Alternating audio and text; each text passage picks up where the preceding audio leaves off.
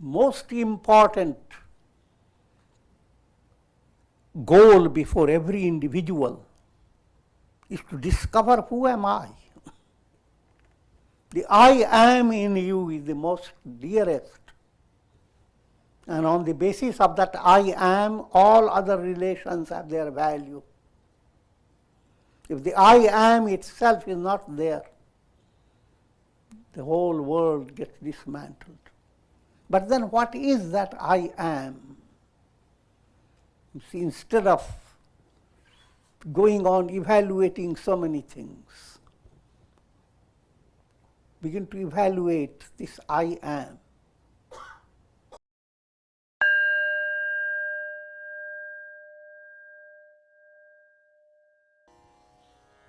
Om Namo Bhagavate Sivanandaya. Om Namo Bhagavate Sivanandaya. Om Purnamadaha Purnamidam Purnat Purnamudachyate Purnasya Purnamadaya Purnameva Vasishyate. Om Shanti Shanti Shanti. Om Brahmanandam Param Sukhadam Kevalam Jnana Murtim Dvandvatitam Gagana Sadrisham Tatvamasyadi Lakshyam Ekam Nityam Vimalamachalam Sarvadhi Sakshi Bhutam Bhavatitam Trigunarahitam Sadgurum Tam Namami. Om. Adorations to Sadguru, who is Brahman, the giver of supreme bliss, embodiment of pure consciousness, one without a second, vast as the ether, infinite, eternal, beyond the three gunas and their modifications, the supreme preceptor. Yoga Vasishta in Upasham Prakarana, section 18, is entitled Cessation of Misery. And that's the highlight of Guru Purnima message.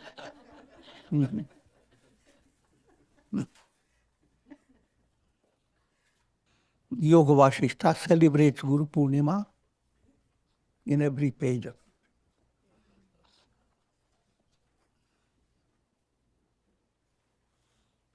Ever intent upon doing what is good to all, skillfully avoiding any form of tension or conflict in human relationships.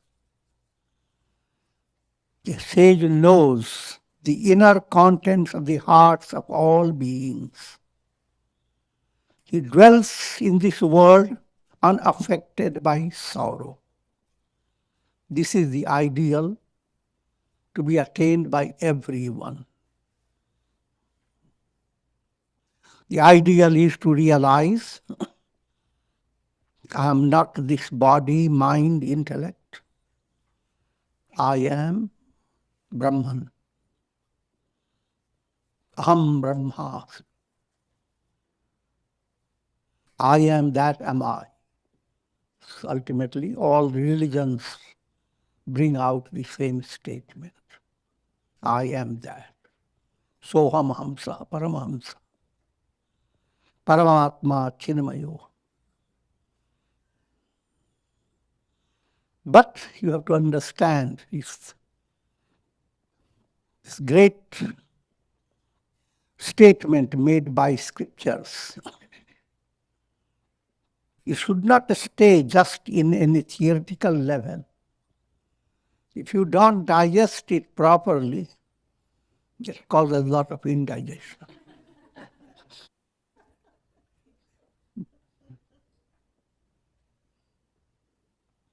And first point, the idea that this whole world is Maya, so I have nothing to do with it. I have to simply attain Brahman, let go the world wherever it goes. That will not be the right understanding. You are not digesting it. You are throwing it out.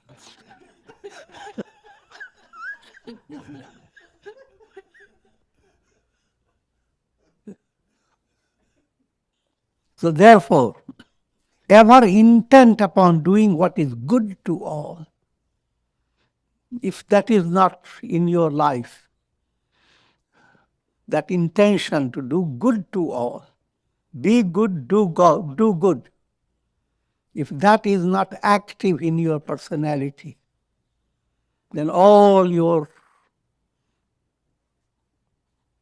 study about all this is Brahman, and quoting from many scriptures about the illusion of the world and leave the world behind, it's all useless. All that will be meaningless. Rather, it will be a source of great trouble to you as well as to the world. It will lead to Ravanism, terrorism.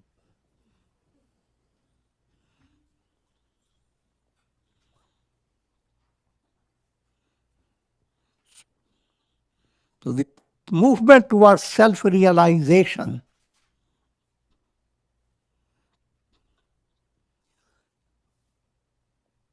creates wondrous situations and circumstances around your personality. Love of God, if it blossoms in your heart, the aroma of that love, unwittingly, you don't yourself manipulate, influences lots of people, countless. And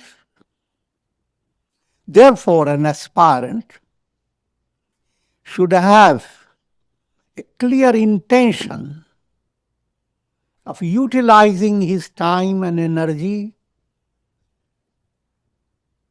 in such a way that any opportunity to help others is not lost in vain. And it begins with your own family, your own home. In other words, in your kitchen, you have someone shook up your tea and threw it away.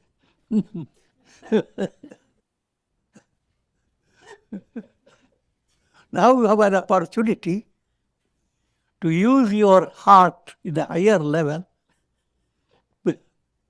Don't let the person who dropped the tea to suffer. Don't come up with scolding words, get out, and so forth. Go to hell. But rather, now is your opportunity to show your inner love. Don't worry, don't worry. I will help you to clean up.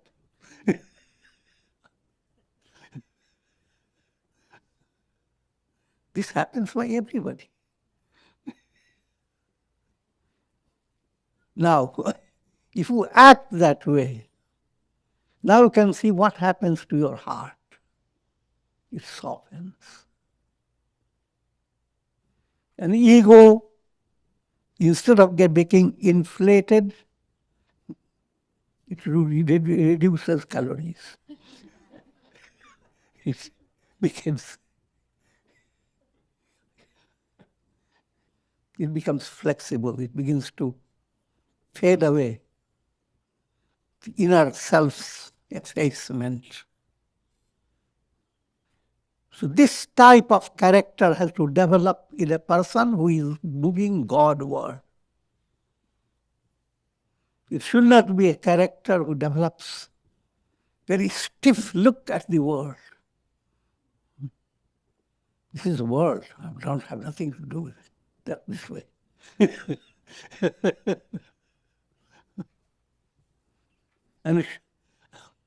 and showing a personality that is heartless. All is Brahman. Why should we worry? Don't grieve.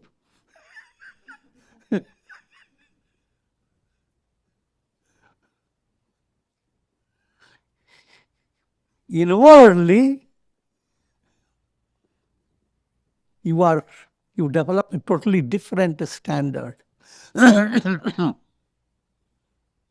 But dealing with people, you develop perfect human quality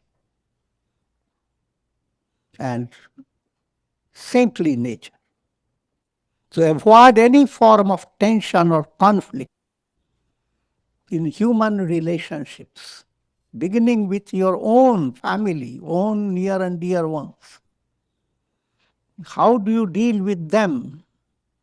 That will go into a great change if you follow a spiritual movement. If family members don't recognize you, don't say good morning to you, how will you deal with it? I will not go into too much detail. The world is filled with 90% of your problems arises with your own family. And therefore, your family becomes the great field of Mahabharata.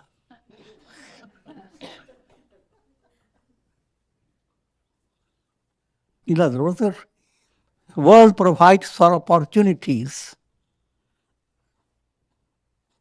to exercise goodness of your heart and see the miracle of that type of practice. Avoiding any form of tension or conflict in human relations. A sage knows the inner contents of the heart of all beings. This again, people interpret it in a very ordinary way. They come with problem. You look at a sage. You know all my problems. So tell me, what should I do?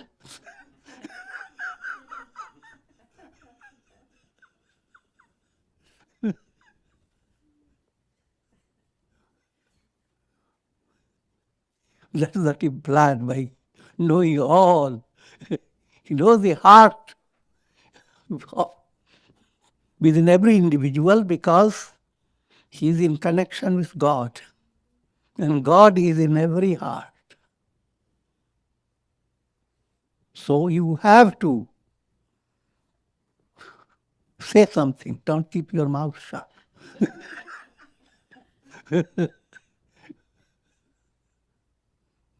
All ordinary details, Guru has nothing to do with it, unless you state them. A broad illustration you see in the Gita, in the Yoga Vasishta. Rama doesn't look at the sage Vasishta. Don't you know I didn't understand?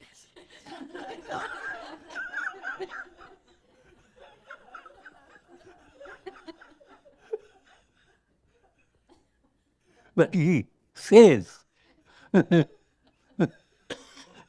Vasishta then explains.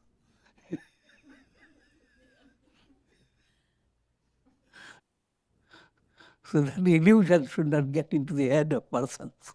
Another illusion that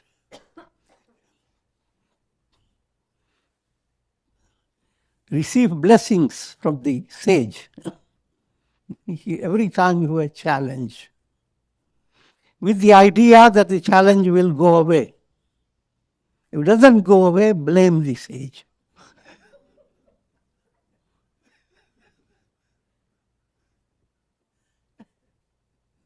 What I'm leading you to understand, your connection with Guru or anyone who inspires you, that connection becomes vital, effective, if you are doing your self-effort and you are receiving guidance in such a way that you become more effective in performing your self-effort.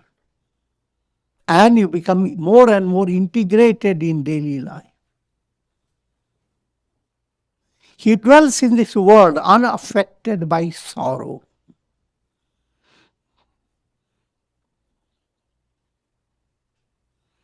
That's the definition of a sage.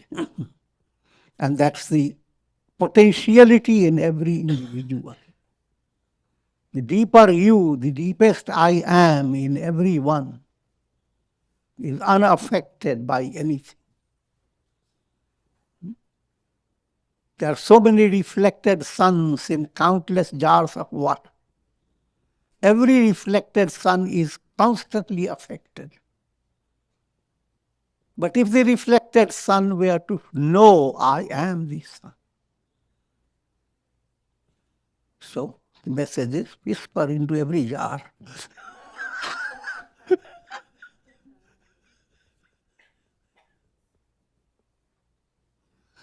As the sun, you are absolutely unaffected by all the sorrow. And that's the goal of life. Abiding in the supreme state of consciousness, he looks at the ways of the world with amusement. The term amusement here means lila, sport. It's like watch a whole sport going on. One who wins and the other who doesn't win. All that is not viewed as something real. Therefore, it's called sport. Look at the world as sport. And deport yourself that way.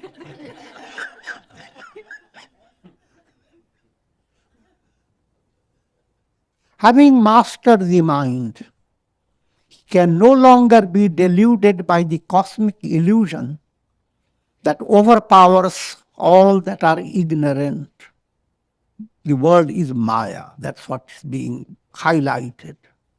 And that point one doesn't have time to grasp it or reflect upon it. And that is the most important point. Atmanastu kamaya sarvam priyam bhavati. The most important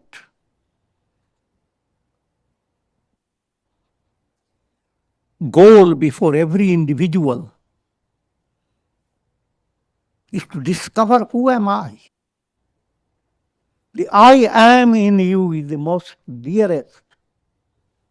And on the basis of that I am, all other relations have their value.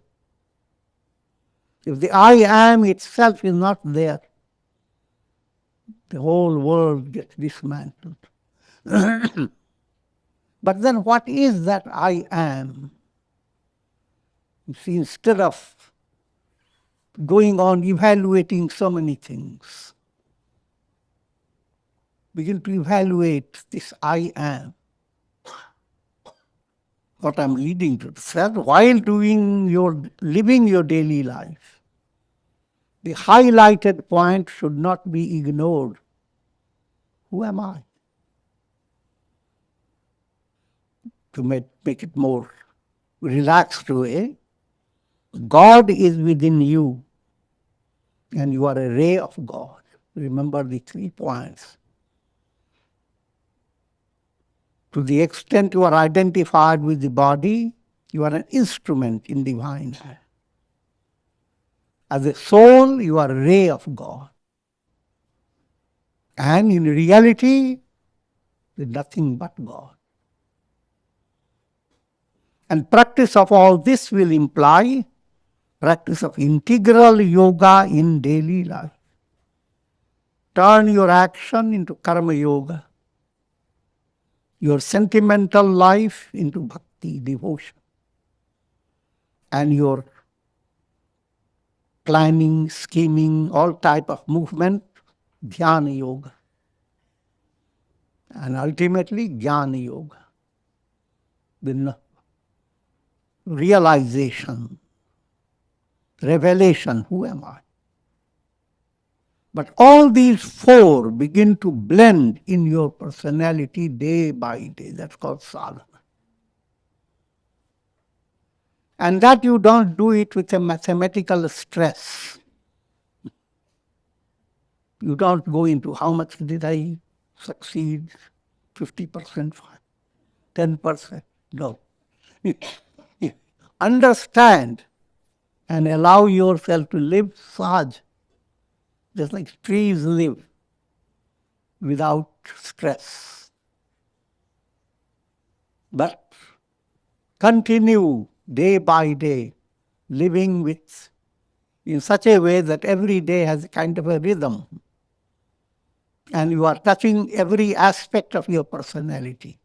Action, your feeling, your will, and your understanding. Each one. Make a harmonium out of it. Abiding in the supreme state of consciousness, he looks at the ways of the world with amusement. Having mastered the mind, he can no longer be deluded by the cosmic illusion that overpowers all that are ignorant. But those who have not mastered their minds are ever sinking in the swamps of worldly enjoyments.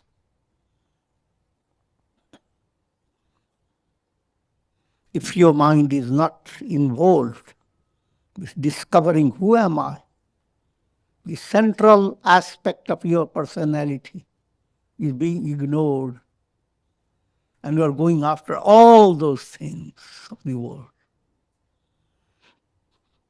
then you are as if sinking in the swamp. Because all that the world has presented to you is Maya. And that doesn't require much of intelligence. Simple point to understand, your whole experience is based on a kind of a iPad. Your nervous system and brain, that's the basis of bringing all this experience. Just like your iPad, the I being small, brings so much information and so many data, Googling up constantly.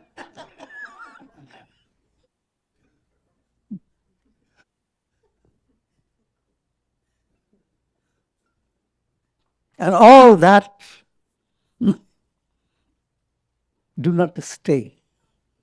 They vanish with one little push of a finger. Similarly, all attainments in this world may seem to be done a lot of work to possess something, secured it. Mind goes on working that way. But at a deeper level, you have to understand this is not the goal. That doesn't mean that you move away from your duties. While living your daily life with all practical reality, go on harmonizing your personality, karma, how to be excellent in your duty, performance, how to face challenging situations with patience, how to face difficult personalities and bring about harmony, and so forth. The objects of senses are like the fires of hell, in which they are being ever consumed. That's what the Upanishads talk about, 3 tapas. Everyone is suffering from 3 types of fiery situations, beginning with your own personality. Adhyatmik tap.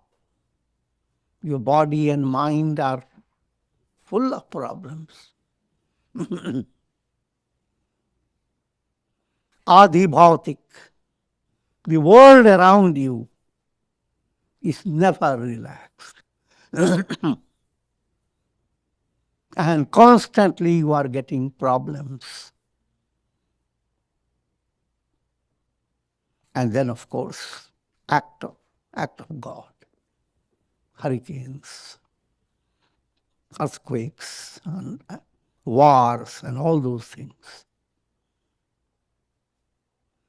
So if you do not have your life flowing towards attaining the objective, the purpose of your life, that's liberation, then what are you dealing with? You are dealing with these three fires, cooked up again and again and again.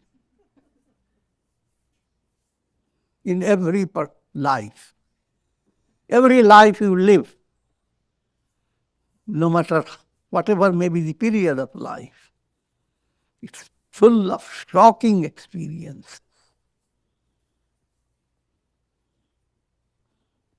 When you follow the path of sadhana,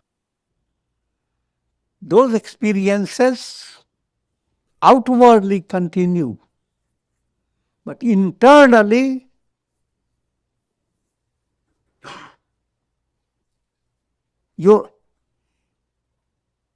all of those experiences, they are like you see a river flowing on through rocky ground. And every rock makes the river dance. Same adversities now become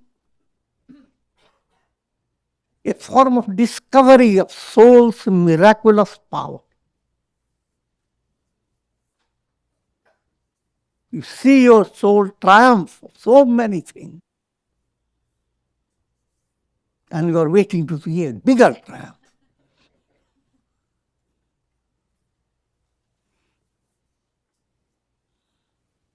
Running after illusory possessions, they are ever caught in the torrential rains of misery, proceeding from the dark clouds of karmas.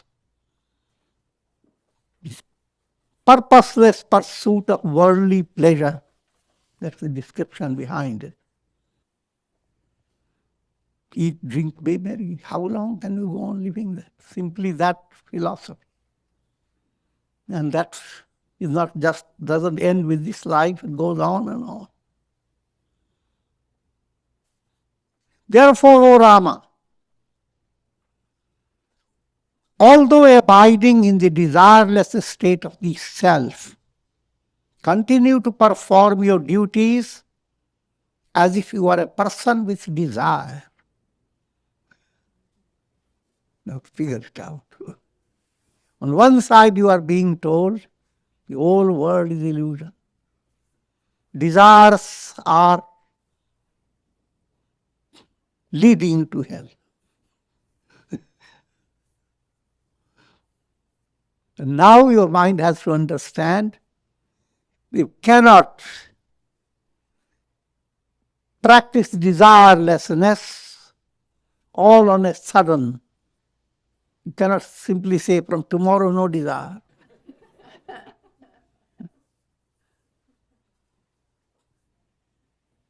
To cut this story short,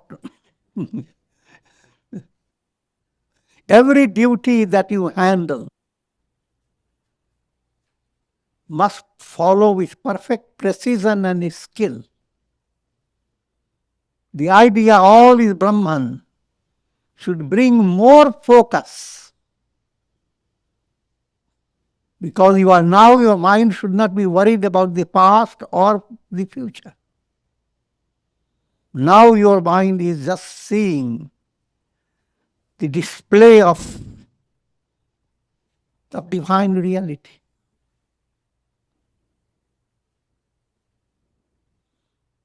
Though inwardly cool and contented, continue to act as though you are affected by the apparent realities of the world.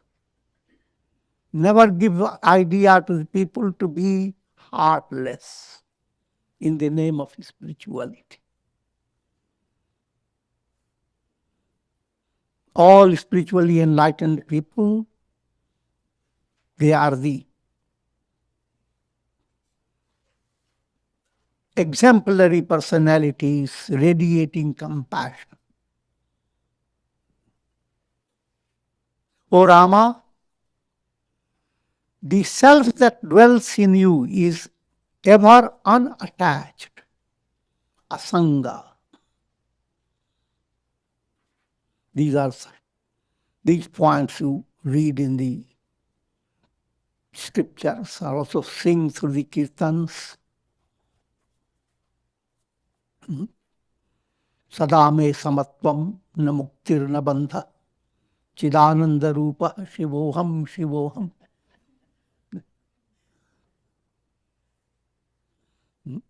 I am ever the same.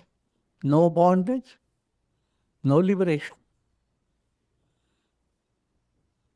I am Chidananda, pure consciousness and bliss. Allow these to enter deep in your heart. When you realize the illusoriness of bondage, you will also understand the illusoriness of liberation. Na muktir na bandha.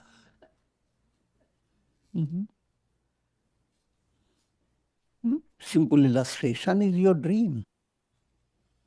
You may be having horrible dream or haribol dream, whichever way.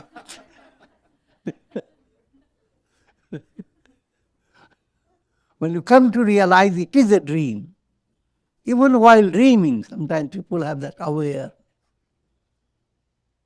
So once that realization has dawned, then you become relaxed internally. And the dream continues. O Rama, you are a detached witness. The idea is to understand that one aspect of your consciousness deals with the world.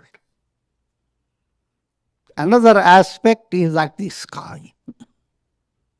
The sky deals with clouds. Clouds have their own drama. They look dark, look silvery, they have adversity, prosperity. The sky holds them, gives space to them, and remains untouched by it. So that's the description of being asang.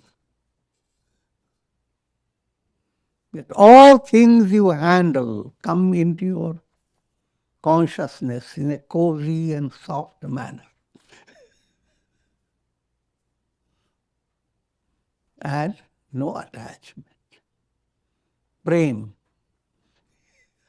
The difference between attachment.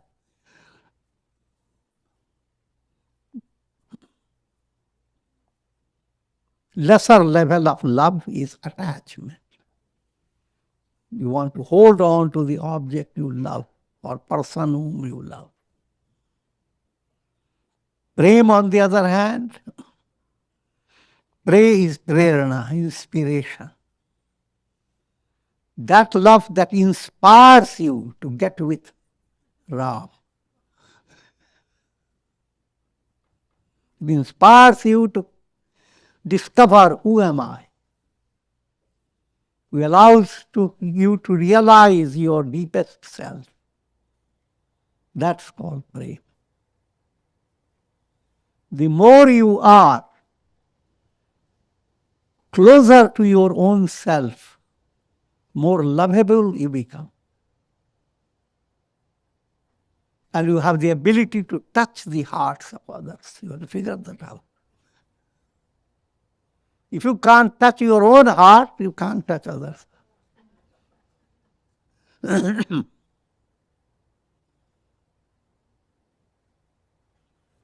Therefore, renounce all mental processes that sustain the illusion of human relationships. You have no brother, no sister, no father. no mother, no near and dear ones. You are the self, non-dual, all-pervading, immortal, and infinite. But what's being pointed out when this statement is made, don't just look at yourself, I am that. Look at everyone.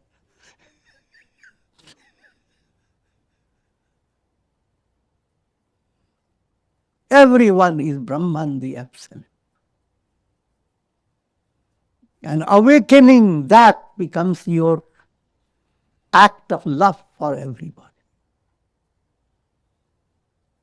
And all the good things you can do and all the charity you may do, all that is nothing compared to telling a lion you are a lion.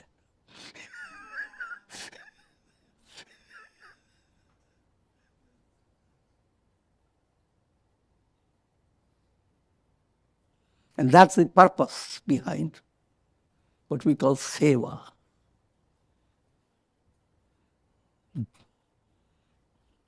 As you follow a spiritual path, the great mantra is, how can you allow your knowledge, your energy, your insight to do good to others? In so doing, you enrich yourself with the spiritual wealth. Otherwise, you cannot enrich yourself. All your knowledge will remain only in theory. And you will be dominated by sullen ego. You have no brother, because brother is Brahman. You have no sister. Your sister is Saraswati. You have no father. Your father is Paramatma. You have no mother. Your mother is Parvati. So that's the implication.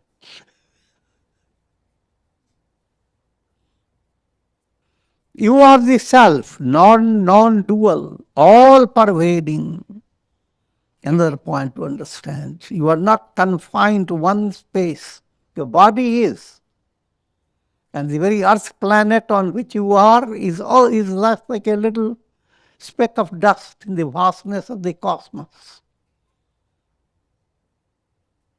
Should that be the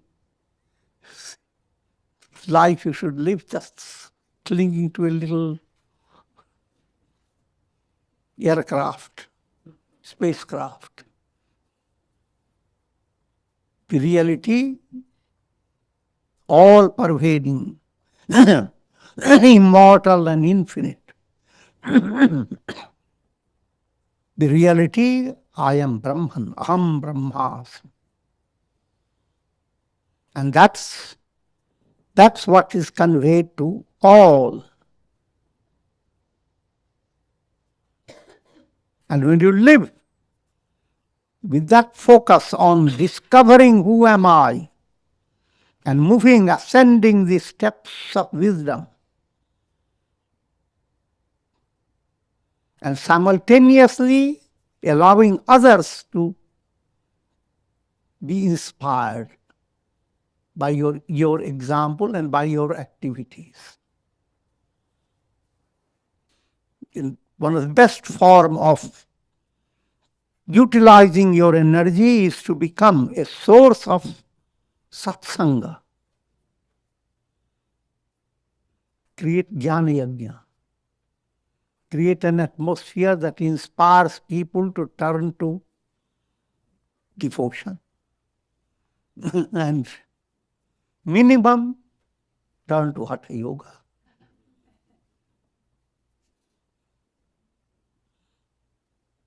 Do not be affected by the pleasure and pain that are experienced by others. All this has a deeper meaning. When you read them, it seems like a simply stay like a rock. Don't be affected. Somebody comes with painful heart and just don't be affected.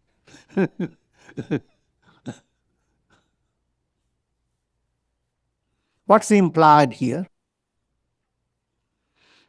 Every situation, if the mind is not highly advanced, is faced by mind on the basis of raga and dwesha.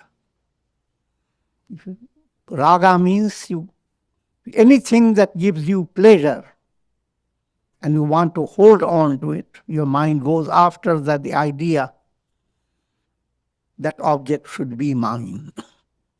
Or even if you don't have all this, your subconscious draws that, how wonderful that happy situation was. And you go on creating impressions that are called raga. And that painful situation, dwesha, hatred. The mind is collecting raga and dwesha. Instead, handle raga and dwesha situations like the shaking of a tree. And the focus of the tree is its roots. The same raga dvesha now, if you handle well, you are strengthening your root. If you don't handle well, then you will break down. And if you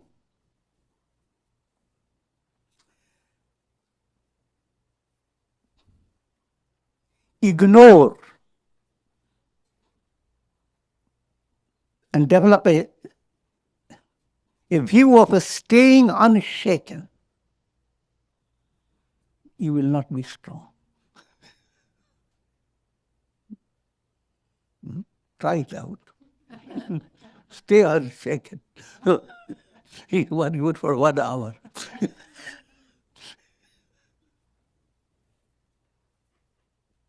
Do not be frightened by the non-existent world, implying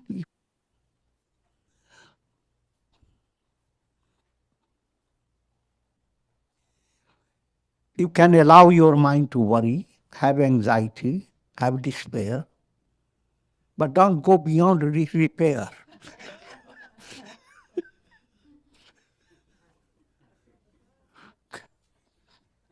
You will become completely in a state of absolute despair. And what will allow you to do that? Your sadhana. And your, as love of God begin to manifest in your heart. Love of God is your innermost self. God is not a distant personality. God is shining in your heart as your own soul. Again, the idea of God should not be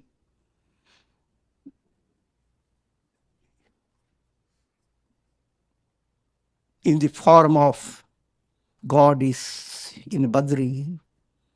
Let's manage, bring all the ducks together to plan for a trip. I'm not discouraging from pilgrimages, but your mind should not have that type of view that God is to be found somewhere with great difficulty.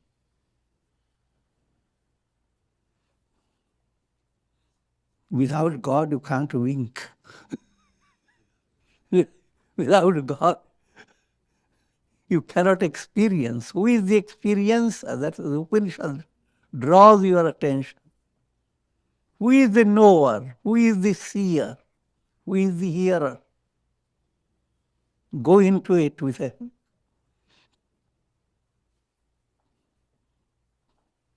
with a spiritually nurtured mind. Even if you consider the self subjected to birth and death, you should not grieve at what is inevitable and unalterable. Here is again another big statement. If you take this world as real, then be true to it. If it is real, and then you hear the people dying, that's real. If it is real, that's what happens. But why do you grieve? Because deep down you don't really accept it. The scripture is giving it a very tricky way. The idea that I am nothing but a mortal body, that idea is not real. Your own heart doesn't recognize. Therefore, all the grief comes in. If you did really had that type of view and your view was correct, then why should your mind go through the big trouble of worry, anxiety? No, this is the way things are. You see your pen, its ink has gone. So why have to worry? This is the way it is. But it is not so. That's what. Let me switch my attention to greatest statements given by sages. Sage Gautam Rishi gave 8 Atma Gunas, 8 natural expressions of soul in every individual. Daya Sarva Bhuteshu. Compassion is there in your heart, natural. And it expresses. Look at a 3-year-old seeing a bird suffer, the eyes begin to express a special type of misery. Daya is inherent. Living your life in a complex way, that inherent instinct of your soul moves away from your view. But what happens? You do not feel well. If the inherent qualities of the soul are not allowed to manifest, your life remains shallow. Imagine if you do not have any possibility to express your compassion, what type of life? Next one, Kshama. To be able to forgive. And it has a bigger meaning. Not to hurt others in body and mind, and not to be hurt by others in your body and mind. That's the ideal behind Kshama. Next great quality, Anasuya. Not to hurt those who lack good qualities. Means people who are in a low level of evolution and you are on a higher grade. If you are normal and healthy personality, you will not look down. Physically you will. I'm talking about. You will not develop the egoistic view, oh, how great am I? And how this little low-grade personality, get out of my sight.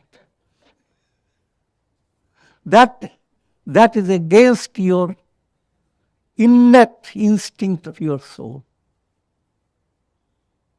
Next point, shauch. You always want to have pure air. Keeping the body pure, keeping the mind pure. Movement to purity is again innate in soul. Anayas. Another great instinct is there to live your life in such a way that it becomes spontaneous. If seed is sown in the right place, in the right soil, automatically it begins to gather all that is needed without much effort. And it grows. Similarly, if you are living your life with integral yoga, with all the important points you hear from the scriptures, satsanga, japa, etc., your progress will be anayas, effortless. You find your anger gone. You don't know where it has gone. And you live without anger for years. And you don't wonder what has happened. It's anayas, effortless. Your pride turns into humility. And so many things happen. Mangala. Mangala is you face a life that brings what? Auspiciousness. A life that allows your mind to say, how wonderful, how wonderful. Man gal jata hai. The mind begins to melt away. Next quality, akarpanya. Not contrary to miserliness. Charity, generosity, that quality begins to develop. And the last one is called aspriha. Not to have greed for others' wealth. Everyone looks for swavalamban. You depend on yourself. That becomes your soul's own innate. Not to be dependent. Nobody wants to be dependent. Soul level, you don't want to depend. So these qualities I have described, they are innate. The moment you begin to remove negative malas, gross impurities, these begin to manifest without your trying to practice them. Though people say, yes, cultivate virtues. The higher level is you don't cultivate them at all. Go on removing the negative.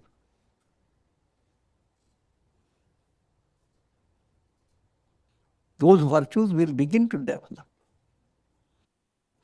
But in the early stage, it's perfectly normal and it is commendable to hear that teaching, practice virtue, cultivate it.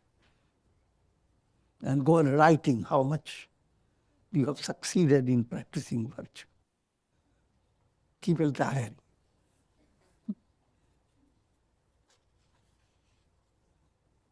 But all that depends upon different levels of evolution. Advanced level, you don't go after writing down each time you become angry, and giving a whole detail about why did I become angry, how long it. Thereby, you had intensifying the negative in you. Highlight the positive. So with this I will conclude. Om Purnamadaha Purnamidam Purnat Purnamudachyate Purnasya Purnamadaya Purnamevavasishyate.